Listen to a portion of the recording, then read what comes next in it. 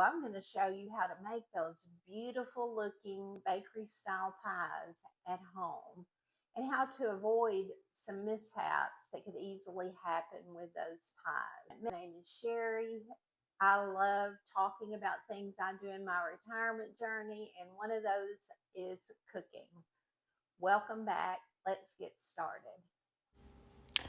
First, let's look at our ingredients. We have sweetened, shredded coconut, vanilla, 2 cups of sugar, 6 eggs, 1 large can of evaporated milk, not sweetened condensed milk, but evaporated milk, 5 tablespoons of self-rising flour, and 1 stick of butter. And I also forgot to include in here 2 pre-baked pie crusts. Now we're looking at the actual way that we make this pie. I use a double boiler to make my pie, mainly because that's the way my mother did it. You see there's water in the bottom of that pan, and then there's another pan that fits on top of it. If you don't have a double boiler, it's just as easy to get a larger bowl and set it on top of it. The reason for using a double boiler is it keeps things from sticking to the bottom of the pan. So therefore, we've always used a double boiler to make this pie. And we start out by putting our dry ingredients into the double boiler. We start out with our 2 cups of sugar, 4 to 5 tablespoons of self-rising flour, and we're going to stir those really well. My mother taught me that that's a secret in making any dessert. You want to get your dry ingredients mixed well so it makes it easier to mix your other ingredients with it.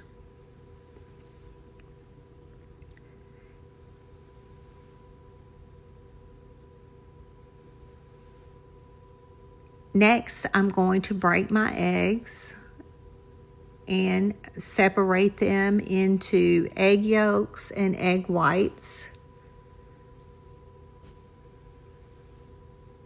You'll see here how I just use the old-fashioned way of going from shell to shell to break my eggs. You could use an egg separator if you so choose. Since I know you know how to separate eggs, these are the 6 yolks. I am now beating those together.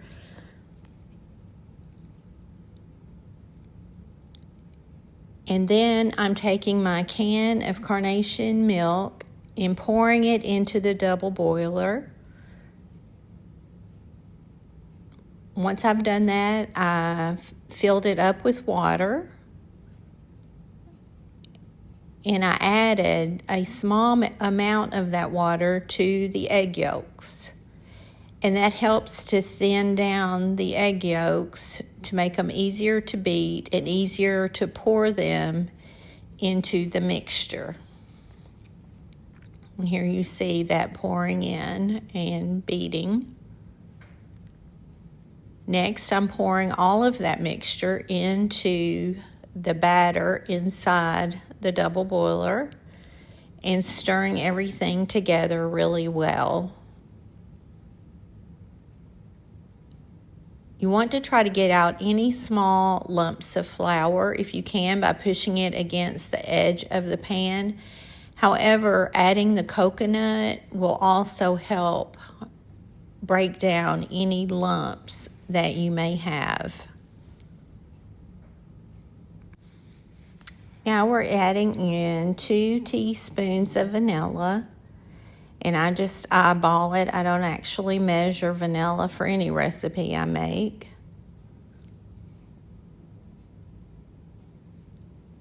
And my 2 cups of coconut.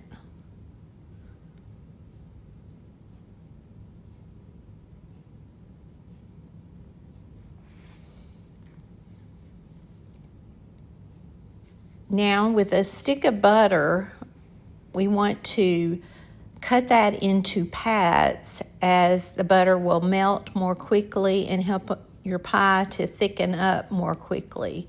So you don't want to put that whole stick of butter in there without cutting it up first.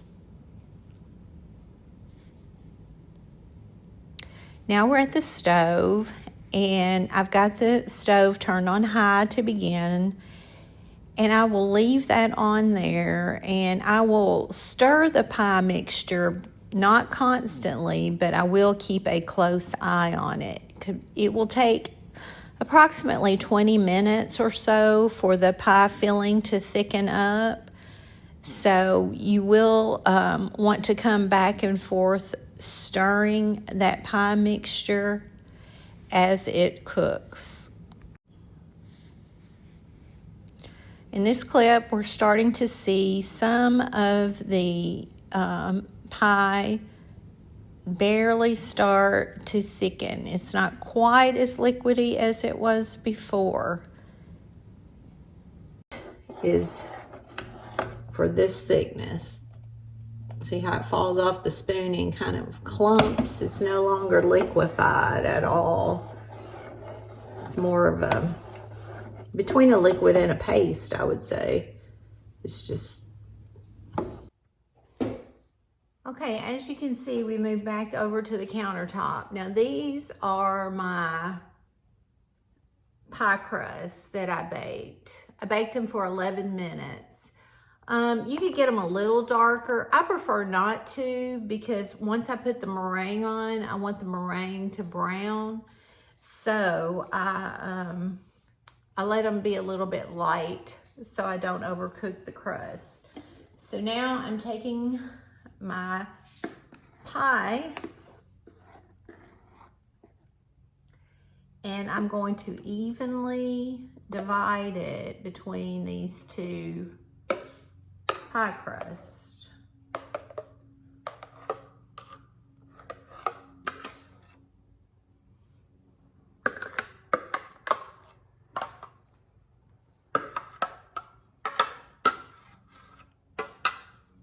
You just kind of, as you see, there's some left. That's Kenny's job, always. He loves to lick the bowl, so I will save that for him.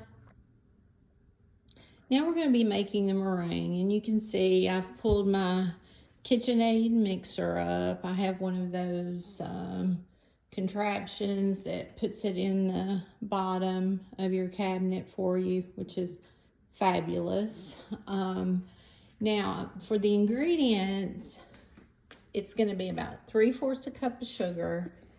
Here's my 6 meringue. Now I will say, I also have some meringue from earlier in the week, where actually just a day or so ago, where I made homemade ice cream with my The next step grandchildren. is and at I the knew stove, that and you're going to that I was going to be making this, so I saved my meringue.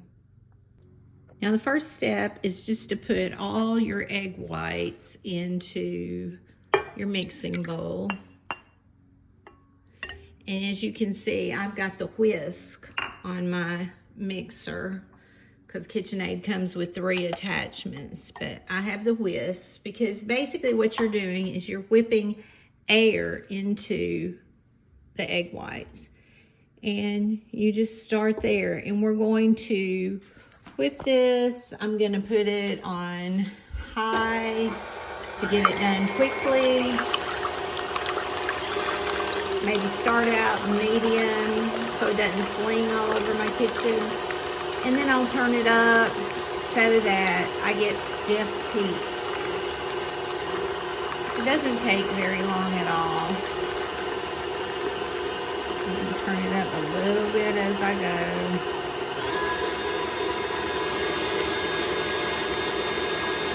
And you can see they're already starting to get a white look about them.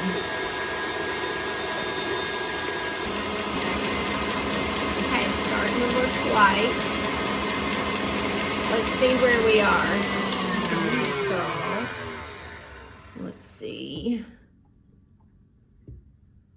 you can see it's still wet, not quite where I want it to be.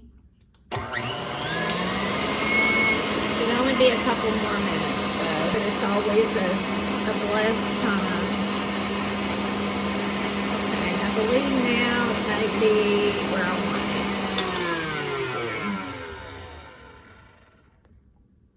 it. Okay, yep, it's drier and it is more peaked. So now I'm just going to pour the sugar in there. 3/4 a cup, and just mix it again. That's going to give the meringue a sweet taste.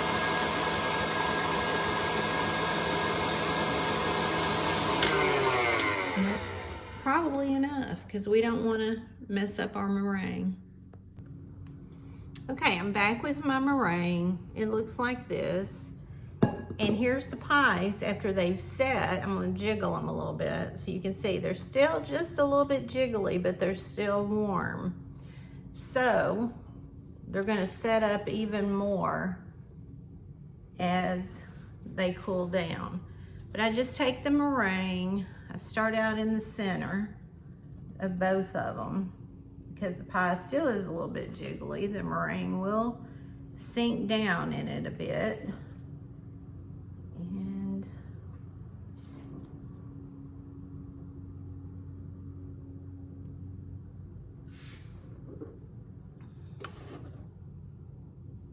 And you just divide the meringue in half.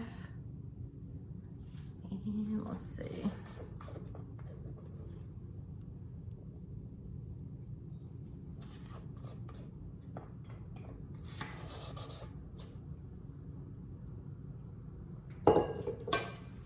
And I gotta find my little scraper.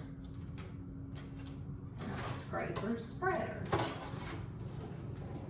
And so here's a little spreader I use. Now, it's really important when you're using a meringue pie to get the meringue all the way on the edge of the crust.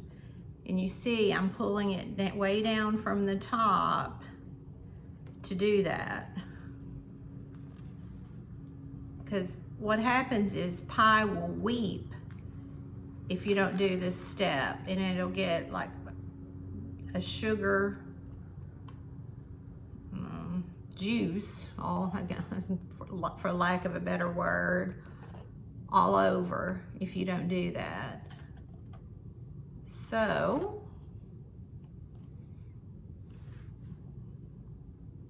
again, my meringue is higher because I have 2 extra egg whites in them. But again, as my grandmother would say, do not waste. I knew I was making these coconut pies. So instead of wasting those egg whites, I put them in a bowl, save them for today to add to my meringue because I knew all it would do is make it higher.